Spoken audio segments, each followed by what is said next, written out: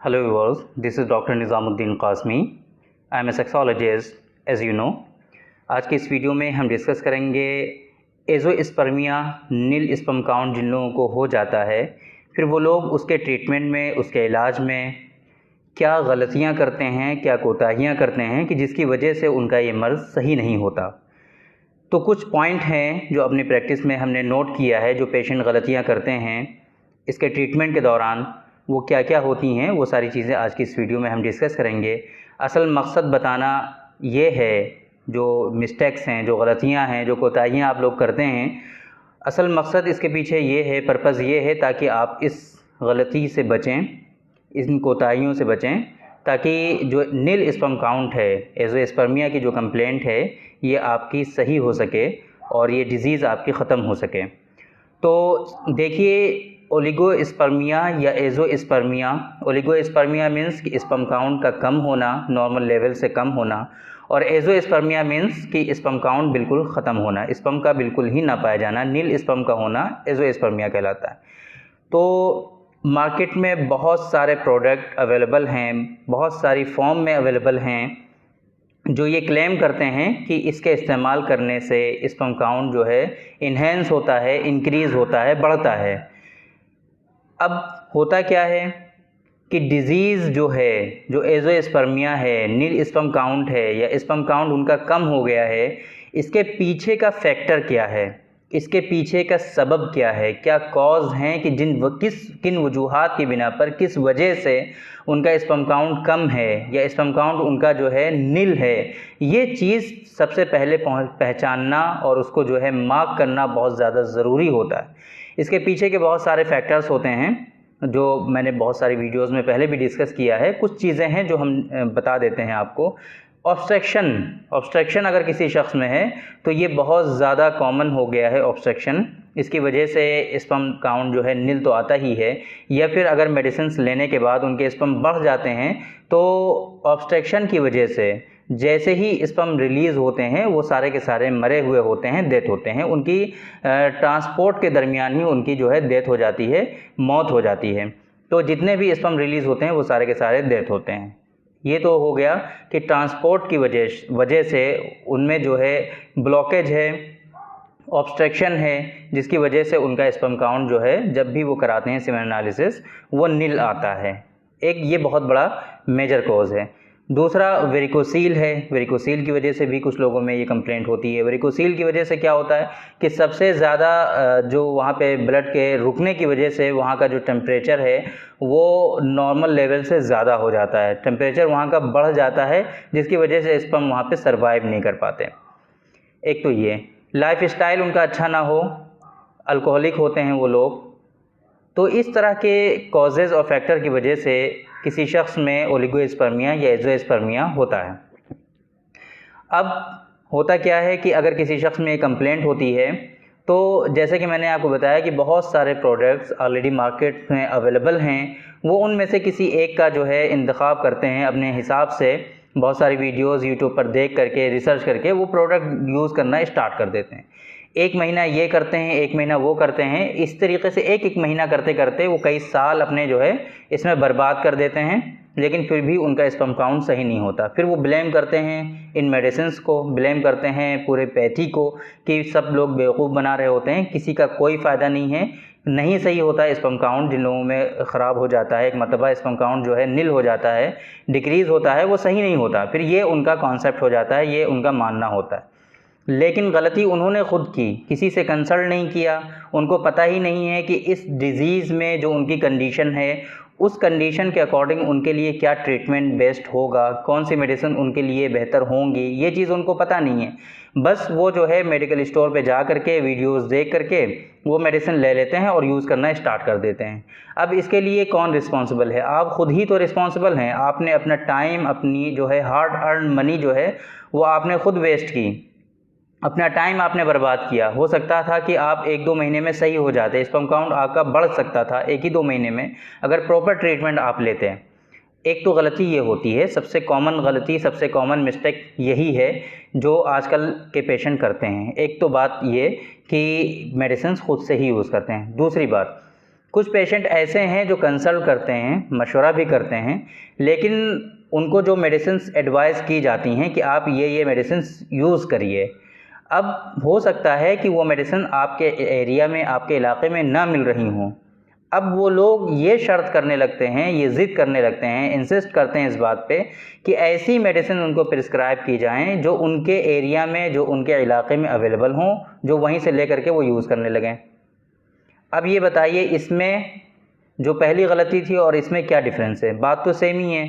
अब फिज़िशियन आपकी कंडीशन को समझने के बाद जो मेडिसिन एडवाइस कर रहा है, आपकी ज़िम्मेदारी है कि वो लें, लेकिन फिर आप इंसिस्ट करते हैं, ज़िद करते हैं कि ऐसी मेडिसिन एडवाइस करें जो उनके यहाँ अवेलेबल हैं।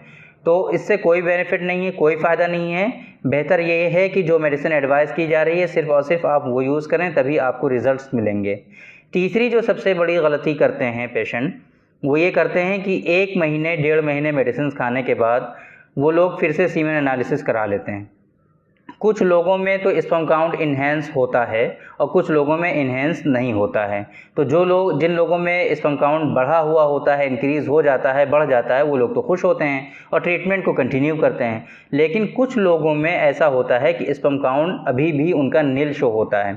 1.5 महीने ट्रीटमेंट करने के बाद भी स्पर्म काउंट उनका नील ही आता है। फिर वो लोग कहते हैं कि मुझे तो कोई फ़ायदा नहीं हुआ आपकी दवाओं से, आपकी मेडिसिन से, आपके ट्रीटमेंट से मुझे कोई बेनिफिट नहीं हुआ, इसलिए वो उन्होंने स्टॉप कर दिया। मैंने इससे पहले भी आप लोगों को बताया है कि एक साइकिल होती है, स्पर्मेटोजेनेसिस की एक प्रोसेस होता है। कुछ लोगों में वो प्रोसेस जो है वो चल रहा होता है। ये अलग बात है कि उनके स्पर्म नील आ गए, उन्होंने 1-2 दिन का गैप भी नहीं मेंटेन किया और सीमेन एनालिसिस करा लिया, तो इसकी वजह से भी बहुत सारे लोगों में स्पर्म काउंट जो है वो नील आ जाता है, एज़ोस्पर्मिया डायग्नोस होता है। कुछ लोग, उनका जो लाइफस्टाइल है, जो खाना पीना है, वो अनहेल्दी होता है, उसकी वजह से इस तरह की कंप्लेंट आ जाती हैं। कुछ लोगों में और भी कंप्लेंट होती हैं, लेकिन स्पर्मेटोजेनेसिस का जो प्रोसेस है वो स्टॉप नहीं होता, वो चल रहा होता है। तो इसकी वजह से अब जो हम मेडिसिन देते हैं वो कहीं ना कहीं हिट होता है और उनका स्पर्म काउंट बहुत ही तेज़ी के साथ इंक्रीज़ हो जाता है, बढ़ जाता है। उनकी मोर्टेलिटी, प्रोग्रेस, सारी चीज़ें इंक्रीज़ हो जाती हैं। लेकिन कुछ लोगों में ऑब्स्ट्रक्शन की वजह से या फिर दूसरी और जो उसके फैक्टर्स हैं उसकी वजह से, या तो एजिंग फैक्टर भी होता है इसमें, एज की वजह से भी आगे चलने के बाद क्या होता है कि उनका जो स्पर्मेटोजेनेसिस का प्रोसेस है, नए स्पर्म के बनने का जो प्रोसेस है वो स्टॉप हो जाता है, बंद हो जाता है, रुक जाता है। तो अब उसकी वजह से मेडिसिन जब वो खाएंगे तो 1-1.5 महीने में कोई फ़र्क नहीं आएगा, इतनी जल्दी उसमें कोई इंक्रीज़मेंट नहीं आएगा, स्पर्म काउंट में किसी भी तरह की बढ़ोतरी नहीं होगी, स्पर्म काउंट उनके इन्हेंस नहीं होंगे। इस बीच अगर वो स्पर्म काउंट कराएंगे तो उनका स्पर्म काउंट नील ही आएगा। जिन लोगों में स्पर्मेटोजेनेसिस का प्रोसेस स्टॉप हो चुका है, वो लोग अगर इतनी जल्दी स्पर्म काउंट करा करके ट्रीटमेंट छोड़ देंगे और नहीं मेडिसिन लेंगे, स्पर्म काउंट उनका नील ही रहेगा, तो अब ये बताइए इसमें किसकी गलती है? ये भी आप लोग गलती करते हैं। कुछ पेशेंट ऐसे हैं जो 1-1.5 महीने मेडिसिन खाने के बाद फिर छोड़ देते हैं कि मुझे फ़ायदा नहीं हो रहा है। उनको बार बार ये चीज़ें बताई जाती हैं कि स्पर्मेटोजेनेसिस का प्रोसेस जिन लोगों में स्टॉप हो जाता है उन लोगों में इतनी जल्दी इफ़ेक्ट नहीं आता, रिज़ल्ट नहीं आता। तो इस तरीके से अगर बीच ही में ट्रीटमेंट आप स्टॉप कर देंगे, मेडिसिन लेना बंद कर देंगे, तो जो मेडिसिन आपने इससे पहले ली हैं, जो मनी आपने इन्वेस्ट की है, इसमें ख़र्च की है, वो सारा आपका ज़ाय हो जाता है, कोई फ़ायदा नहीं होता। तो ये 3 मेजर गलतियां हैं, 3 मेजर ये प्रॉब्लम्स हैं पेशेंट की जो इस तरह की हरकतें करते हैं। इन चीज़ों से बचना है आपको। अगर आपको स्पर्म काउंट का इशू है, नील स्पर्म है, चाहे जैसी भी कंडीशन हो, आप एक मतलब कंसल्ट ज़रूर करिए। कंसल्ट करने के बाद ही जो मेडिसिन्स आपको एडवाइस की जाती हैं, जो तरीक़ा आपको बताया जाता है, उसको प्रॉपर वे में फ़ॉलो करिए, उसके बाद ही आपको रिज़ल्ट आएंगे। ये मैं अपने एक्सपीरियंस पर बेस्ड आपको बता रहा हूँ कि हमारे यहाँ से सिर्फ़ और सिर्फ वही पेशेंट ठीक नहीं होते, सिर्फ़ और सिर्फ वही पेशेंट जो हैं रिकवर नहीं होते, उन्हीं का ट्रीटमेंट नहीं होता जो लोग बीच में ट्रीटमेंट छोड़ के चले जाते हैं।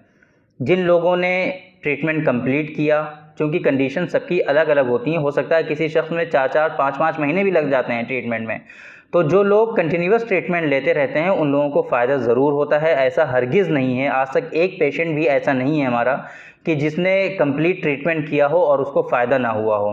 ये चीज़ बहुत ही हम भरोसे के साथ कह रहे हैं, बहुत ही ज़्यादा अपने एक्सपीरियंस पर बेस्ड कह रहे हैं कि एक भी पेशेंट ऐसा नहीं है कि जिसने ट्रीटमेंट कंप्लीट लिया हो और उसको बेनिफिट ना हुआ हो, फ़ायदा ना हुआ हो। जो लोग बीच में छोड़कर चले जाते हैं उनको ये परेशानियां होती हैं और वो लोग फिर कहीं से भी सेटिस्फाइड नहीं होते, कहीं से भी उनको भरोसा नहीं होता और वो ऐसी ही दर दर की ठोकरें खाते रहते हैं और परेशान रहते हैं, अपना टाइम और मनी दोनों ही वेस्ट करते रहते हैं। तो ये आप लोगों से मेरी रिक्वेस्ट है, दरख्वास्त है कि आप इस तरीके से हरगिज़ ना करें। बेहतरीन ट्रीटमेंट जो है वो आपको एक फ़िज़िशियन ही प्रिस्क्राइब कर सकता है, आपकी कंडीशन को समझने के बाद, आपकी हिस्ट्री लेने के बाद और आपकी जो कंडीशन है उसको प्रॉपर वे में डायग्नोज करने के बाद क्या मेडिसिन्स आपके लिए बेस्ट हो सकती हैं, वो एक फ़िज़िशियन का काम है। ये चीज़ आप नहीं समझ सकते, इसलिए ख़ुद से कोई मेडिसिन आप ना लें, किसी के कहने से भी कुछ मत लें। आप एक मर्तबा कंसल्ट ज़रूर करें, कंसल्ट करने के बाद ही जो मेडिसिन आपके लिए बेहतर हों वो आप यूज़ करें। तो ये बहुत ज़्यादा कॉमन है, चूँकि ये मिस्टेक बहुत ज़्यादा लोग इसमें गलतियाँ कोताहियाँ करते हैं। इस वजह से मैंने सोचा कि आप लोगों को बता दिया जाए ताकि जो लोग परेशान हैं इससे वो बहुत ही जल्द इससे रिकवर हो सकें और उनके यहाँ भी बच्चे हो सकें। तो थैंक यू वेरी मच। आज की इस वीडियो में इतना ही। इंशाल्लाह फिर मुलाकात होगी आपसे किसी दूसरी वीडियो में, हम डिस्कस करेंगे आपसे किसी दूसरे टॉपिक पर। तब तक के लिए इजाज़त दीजिए। अस्सलामु अलैकुम।